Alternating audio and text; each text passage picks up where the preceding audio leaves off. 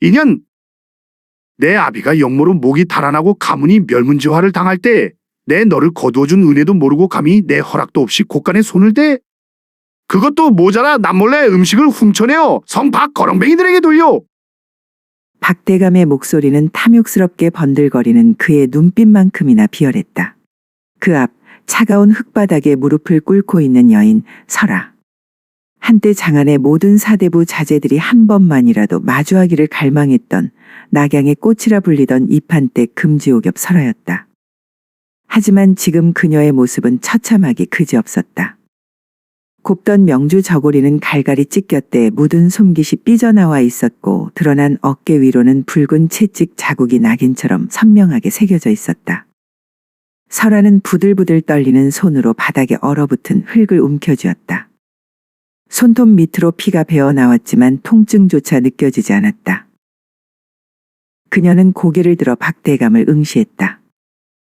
초점 잃은 눈동자에는 오직 깊이를 알 수 없는 허무와 서늘한 증오만이 서려 있었다. 대감, 은혜라 하셨습니까? 제 부모님의 시신조차 거두지 못하게 막고 저를 이 집의 종보다 못한 짐승으로 부리신 것이 정녕 은혜입니까? 차라리 지금 여기서 저를 죽여주십시오. 이리 비참하게 숨을 쉬느니 저승에서 부모님 발치에 눕는 게 나을 듯합니다. 설아의 갈라진 목소리에 박대감의 얼굴이 분노로 일그러졌다. 그는 비릿한 웃음을 지으며 손목에 감긴 가죽 채찍을 힘껏 풀어헤쳤다. 그래, 그 소원 내 친히 들어주마. 죽어서 내 애비 곁으로 가거라. 박대감이 채찍을 높이 치켜들었다. 쉭 하는 소름 끼치는 파공음과 함께 채찍이 설아의 얼굴을 향해 내리꽂히려는 찰나였다. 설아는 질겁하며 눈을 감았다. 하지만 기다리던 고통은 찾아오지 않았다. 대신 둔탁한 소리와 함께 공기가 멈춘 듯한 정적이 흘렀다. 설아가 조심스레 눈을 떴을 때 그녀의 눈앞에는 믿기지 않는 광경이 펼쳐져 있었다. 웬 남루한 거렁뱅이 사내가 허공에서 채찍 끝을 맨손으로 꽉 쥐고 서 있었다. 떼꾸정물 흐르는 누더기를 걸치고 헝클어진 머리카락 사이로 번뜩이는 눈빛. 사내의 손바닥에서는 붉은 피가 배어나와 눈 섞인 흙바닥 위로 뚝뚝 떨어지고 있었지만 그는 눈 하나 깜빡이지 않았다. 어떤 미친놈이냐? 감히 어느 안전이라고 이따위 행패를 부려? 박대감이 당황해 소리를 질렀지만 사내는 대답 대신 천천히 고개를 숙여 설아를 바라보았다.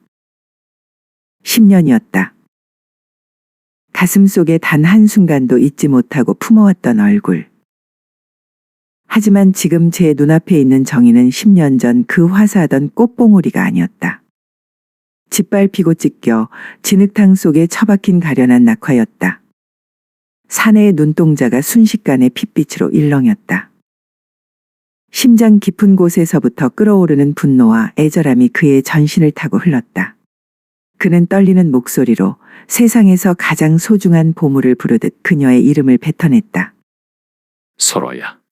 그 낮은 목소리가 설아의 귓가를 울렸다. 설아의 눈동자가 경련하듯 떨렸다. 10년 전 영모의 누명을 쓰고 유배지로 떠나며 다시는 돌아오지 않겠다던 나의 정인 칠성. 당신이 왜 여기에? 설아의 눈에서 참아왔던 눈물이 터져나왔다. 증오와 슬픔 그리고 말로 다 할 수 없는 원망이 뒤섞인 눈물이었다. 칠성은 피 묻은 손으로 그녀의 뺨을 어루만지려다 자신의 더러운 손을 보고는 멈칫하며 주먹을 꽉 쥐었다. 고작 이러고 살려고 나를 지옥에서 살려보냈느냐. 이리 짓밟히며 모진 목숨을 이어가려고 그 밤에 나를 밀어냈냔 말이다. 칠성의 포효 같은 외침이 눈 내리는 마당을 뒤흔들었다. 박대감은 이 거렁뱅이의 정체가 예사롭지 않음을 직감하고 뒷걸음질치며 소리를 질렀다. 여봐라. 당장 저 미친놈을 잡아라. 감히 대감댁 마당에서 난동을 부리다니 당장 목을 쳐라. 박대감의 사병들이 칼을 뽑아들고 칠성을 에워싸기 시작했다. 하지만 칠성은 두렵지 않았다. 오히려 비릿한 미소를 지으며 설화를 자신의 뒤로 숨겼다. 그의 등은 10년 전보다 훨씬 넓고 단단해져 있었다. 걱정 마라, 설화야. 이제 다시는 누구도 너를 건드리지 못하게 하마. 박대감의 명령이 떨어지기 무섭게 10여 명의 사병들이 칼을 뽑아들고 칠성을 에워쌌다.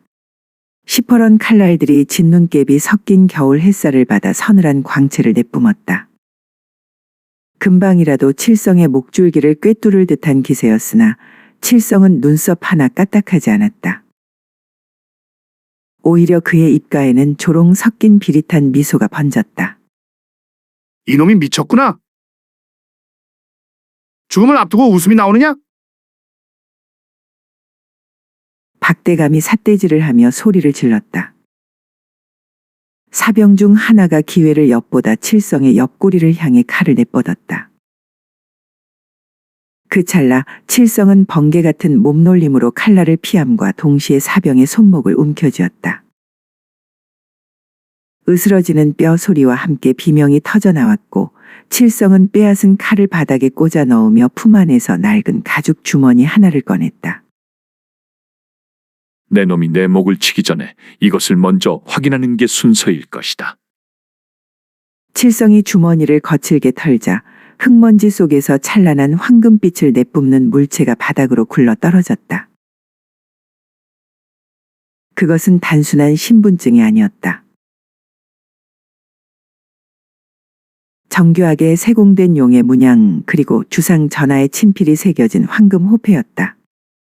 오직 왕의 밀명을 수행하는 자, 죽음의 권한을 위임받은 자만이 지닐 수 있다는 왕실의 귀물이었다. 마당에 정적이 감돌았다. 박대감의 눈동자가 경련하듯 떨리기 시작했다. 그는 믿을 수 없다는 듯 바닥에 떨어진 호패와 칠성의 얼굴을 번갈아 보았다. 이것이 어째서 내 놈 손에? 내 놈은 분명 10년 전 역모에 휘말려 변방으로 쫓겨난 죄인이 아니더냐? 한칠성, 내 놈이 감히 전하의 함자를 도용하여 사기를 치는구나. 박대감의 목소리는 이미 공포로 인해 뒤집혀 있었다. 칠성은 대답 대신 칠흑 같은 눈동자로 박대감을 꿰뚫어 보았다. 박대감, 내 죄를 말해주지. 첫째로, 내 놈은 감히 장군의 정인이 될 여인에게 채찍을 휘둘렀다. 칠성의 낮은 목소리가 복수기에 그것처럼 마당을 울렸다. 두 번째, 내 놈은 이 호패의 주인이 돌아올 것을 알면서도 그의 여인을 짐승처럼 부리며 내 욕심을 채웠지. 그것만으로도 내 삼족을 멸하기에 부족함이 없다. 여봐라. 죽여서 입을 막으란 말이다. 박대감의 필사적인 외침에 주춤거리던 사병들이 다시 칼을 치켜들던 그때였다. 멈추어라! 누구든 장군께 손을 대는 자는 반역으로 간주하겠다. 천둥 같은 호통과 함께 박대감 집의 거대한 대문이 부서지듯 열렸다. 수백 개의 횃불이 대나처럼 마당을 밝혔고 푸른 갑옷을 입은 왕실 직속 정예병들이 파도처럼 밀고 들어왔다. 그들의 위험 앞에 박대감의 사병들은 저항 한번 못해보고 무기를 떨어뜨렸다. 군사들 사이로 위험 있는 보랏빛 관복을 입은 노신이 걸어 나왔다. 영의정 복만이었다. 그는 칠성의 앞에 다가가 정중히 허리를 숙이며 무릎을 꿇었다. 내금의장 한칠성 장군!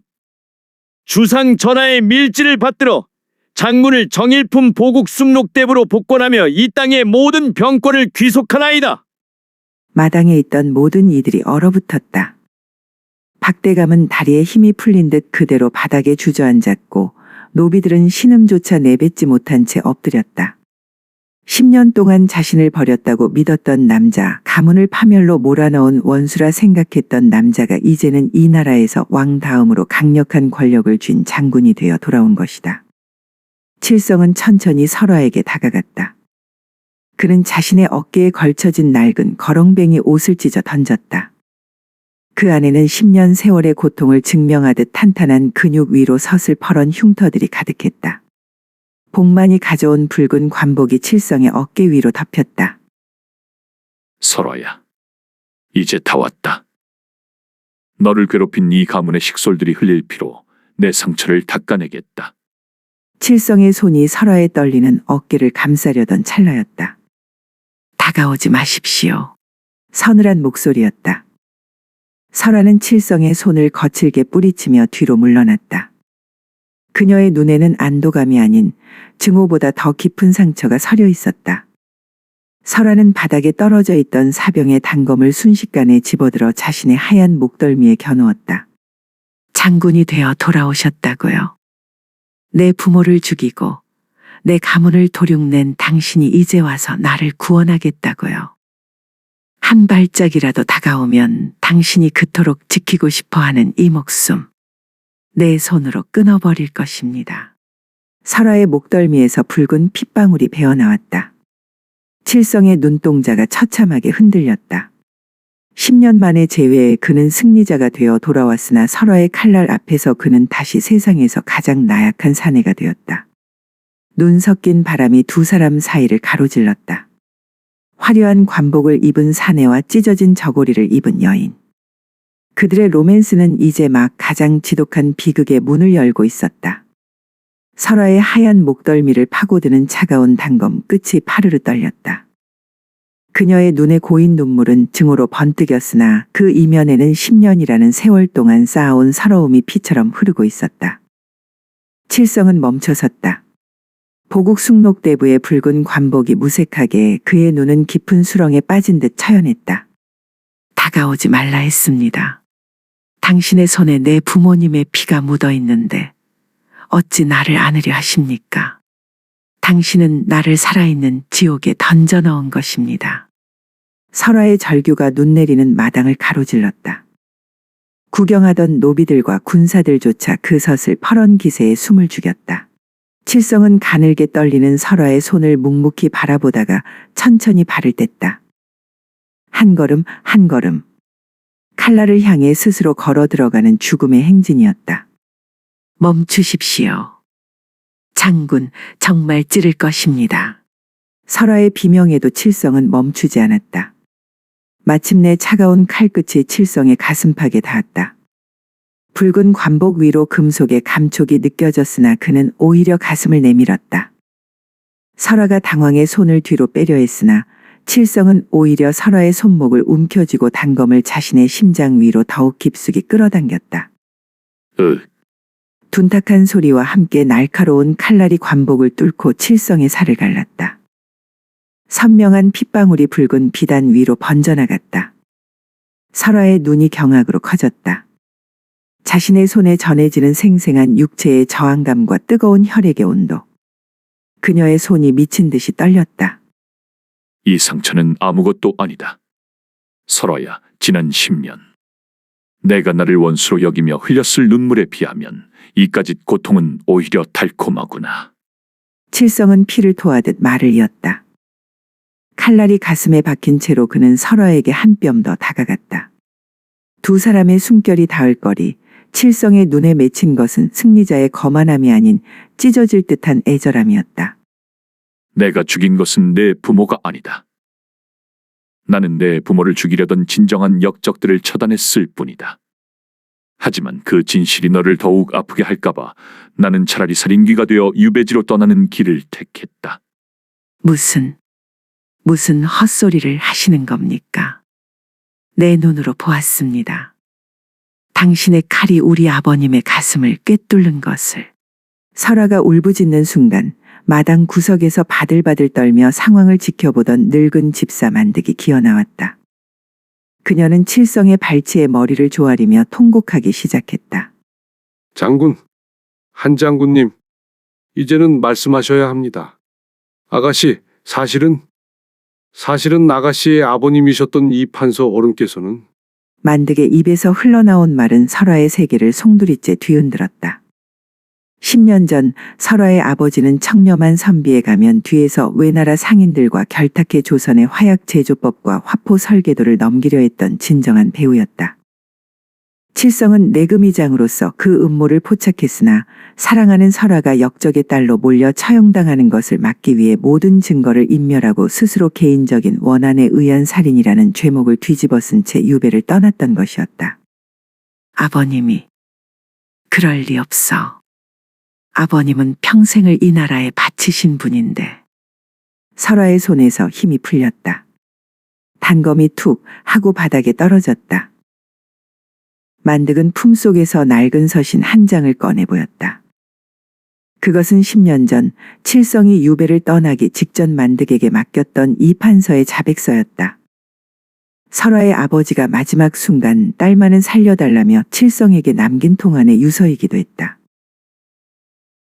내 아버지는 가문의 영광을 위해 나라를 팔려 했으나 마지막 순간에는 장군께 너를 부탁하며 스스로 칼날에 몸을 던지셨다. 장군은 그분의 마지막 명예를 지켜주기 위해 그리고 내가 역적의 딸이 아닌 피해자로 살아남게 하기 위해 10년을 지옥에서 사신 게야. 만득의 외침이 끝나자 설화는 비틀거렸다. 자신이 10년 동안 품어온 복수심이 사실은 자신을 가장 사랑한 남자의 심장을 난도질하고 있었다는 사실이 그녀를 짓눌렀다. 칠성은 피 흘리는 가슴을 부여잡고도 비틀거리는 설화를 붙잡아 자신의 품으로 끌어당겼다. 피냄새와 그리운 향취가 뒤섞였다. 미안하다, 설화야. 끝까지 숨기려 했거늘. 하지만 이제는 알아야 한다. 박대감 뒤에 숨어 내 아버지를 타락시키고 이제는 이 나라까지 삼키려는 진정한 흑막이 누구인지. 칠성의 눈이 마당 넘어 어두운 장막 뒤를 향했다. 그곳에는 박대감조차 벌벌 떨게 만드는 비밀 결사의 그림자가 드리워져 있었다. 설화는 칠성의 가슴에 얼굴을 묻고 오열했다. 10년을 돌아온 진실은 너무나도 아팠고 그 진실을 감당한 남자의 사랑은 너무나도 깊었다.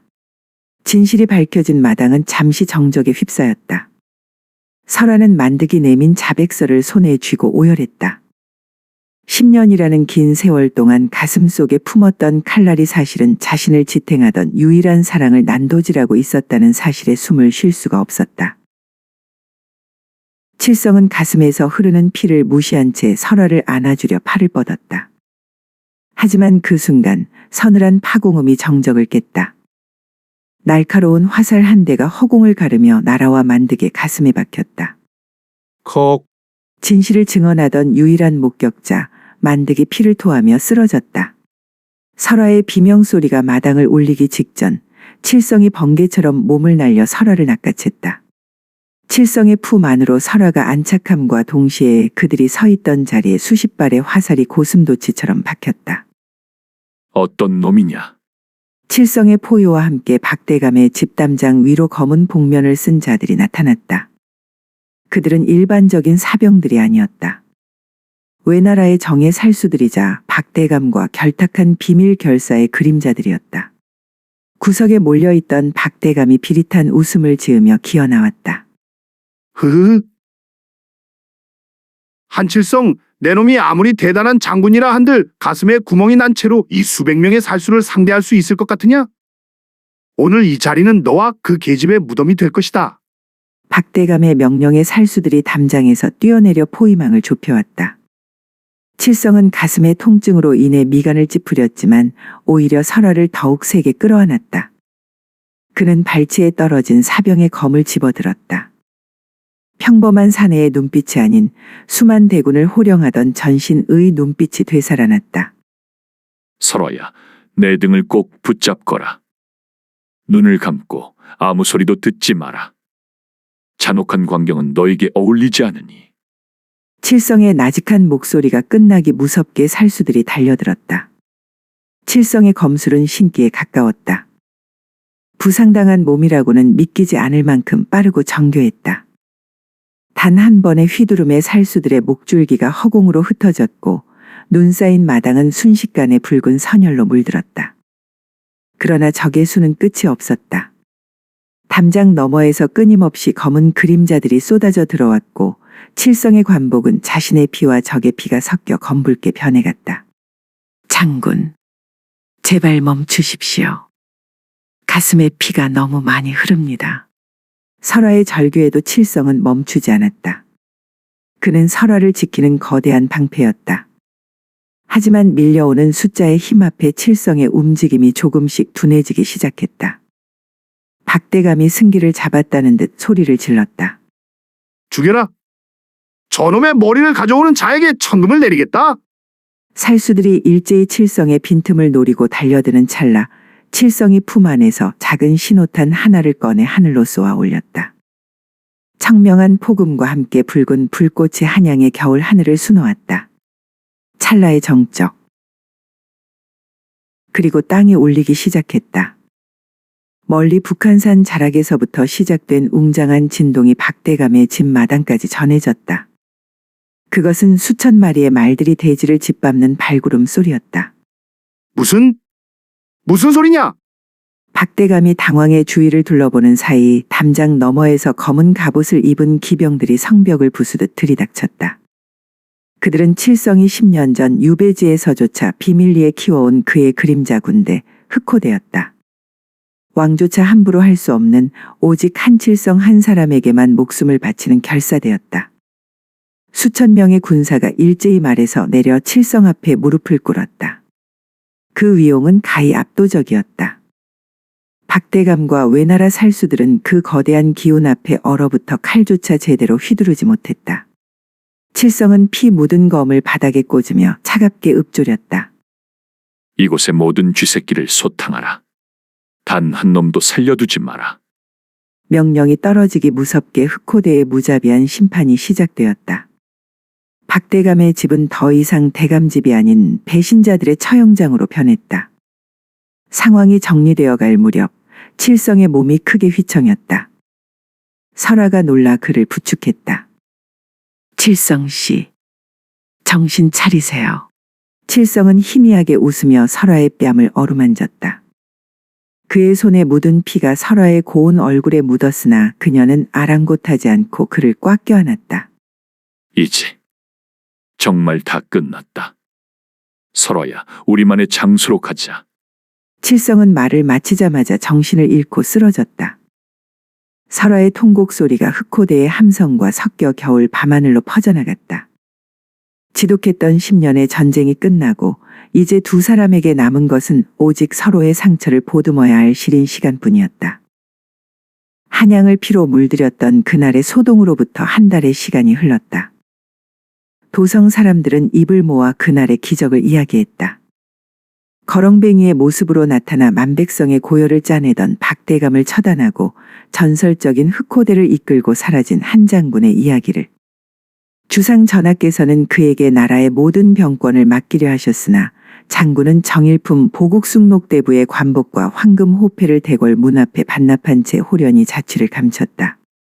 한양의 소란스러움이 닿지 않는 깊은 산세 속 이름 없는 작은 산방에 이른 아침의 햇살이 내리비쳤다.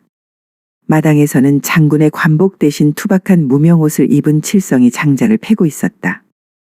도끼가 나무를 가르는 경쾌한 소리가 정적을 깨웠다.